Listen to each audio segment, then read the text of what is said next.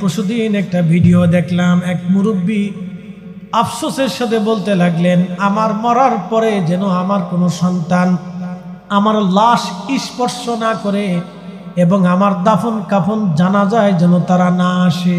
ছেলে মেয়ে আত্মীয় স্বজন কাকেও যেন আমার লাশ শুইতে না দেয়।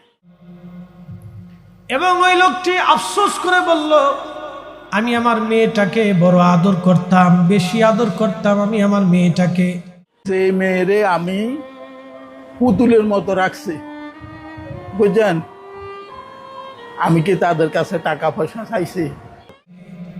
কলিজা পারলে কেটে দিয়ে আমি আমার মেয়েটাকে দিয়ে দিতাম। আমার মেয়েটাকে এত আদর করতাম যে তার জীবনের কোনো প্রয়োজন আমি বাবা হয়ে অপূর্ণ রাখি নাই। জীবনে তারে কোনো দিন দুঃখ আমি বুঝতে দেই নাই। আমি আমার মেয়েটাকে ছেলেদের থেকেও বেশি ভালোবাসতাম, কিন্তু সেই মেয়েটাও আমাকে একটা দিন দেখার জন্য আসে না। আমার বৃদ্ধাশ্রমে আমাকে মেয়েটা দিয়ে গেছে, দেখার জন্য আসে না, আমারে খোঁজখবর নেয় না। মুরব্বী আফসোস করে বলেন, আমি অভিশাপ দিয়ে গেলাম সন্তানদেরকে। আমি মন থেকে দিল থেকে তাদেরকেও অভিশাপ দিই। আমি আমার সন্তানদেরকে অভিশাপ দিয়ে গেলাম, আমি যেইভাবে কষ্ট নিয়ে কবরে গেলাম এর থেকেও বহু গুণে কষ্ট নিয়ে যেন তারা কবরে যায়। আহা, ভিডিওটা দেখার পরে খুব কষ্ট লাগতেছে। রাজবাড়ির রেল স্টেশনে ঢাকা ইউনিভার্সিটি, দুঃখিত ঢাকা কলেজের ইংলিশ ডিপার্টমেন্টের প্রফেসর বসে বসে ভিক্ষা করতেছে। বুঝতে পারছেন? সমাজ এত নিকৃষ্ট হয়েছে, আপনি ভাববেন না যে আপনার জীবনে আসবে না, কল্পনাও করতে পারবেন না, কল্পনাও করতে পারবেন না। ঢাকা ইউনিভার্সিটির, না দুঃখিত, জাহাঙ্গীরনগর ইউনিভার্সিটির একজন প্রফেসর অধ্যাপক, তিনি বৃদ্ধাশ্রমে কাটিয়েছেন 3টা ছেলে। তার প্রতিষ্ঠিত, কয়েকদিন আগে দেখেছেন একটা মা ঘরের ভিতরে মরেন 7 দিন পর্যন্ত পচে রইল। ছেলে সচিব, আর একটা ছেলে এক ইউনিভার্সিটির প্রফেসর, আর মেয়েটা একটা স্কুলের শিক্ষিকা, আর একটা ছেলে কানাডান প্রবাসী।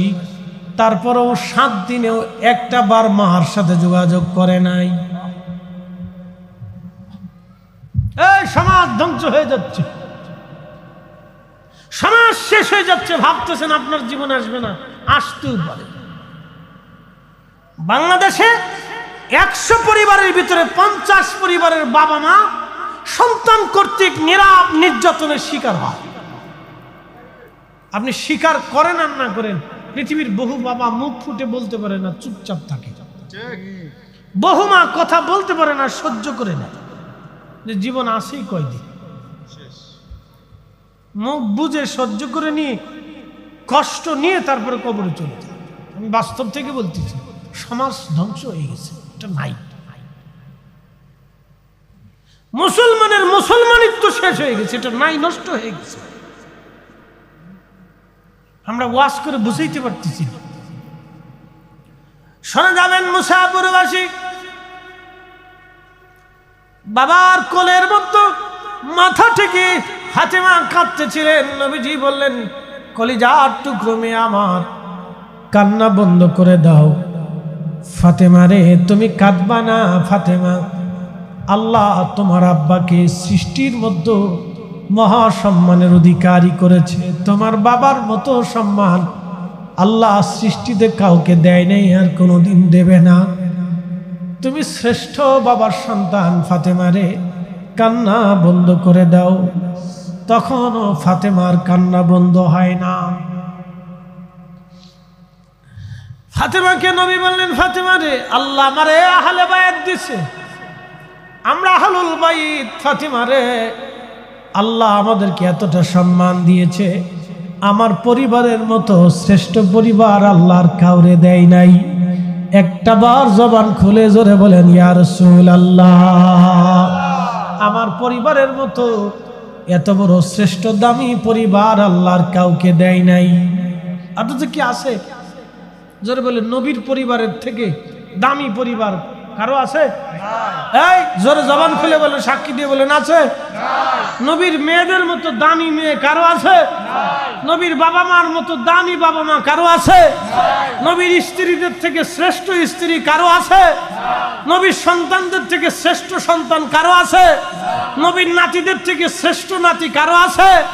নবীর জামাতা থেকে শ্রেষ্ঠ জামাতা পৃথিবীতে কারো আছে? নবীর ঘর থেকে শ্রেষ্ঠ ঘর কারো আছে? হিসাব তো সোজা, হিসাব একবারে সোজা। ফাতিমা কান্না বন্ধ করো, আল্লাহ আমাদেরকে শ্রেষ্ঠত্ব দিচ্ছে।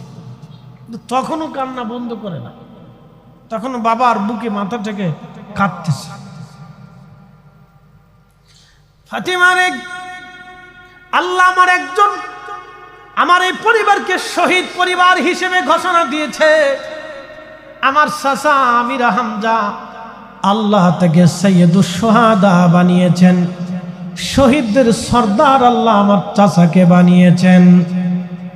ফাতিমা কান্না বন্ধ করো, তখনও কান্না বন্ধ করে নাই।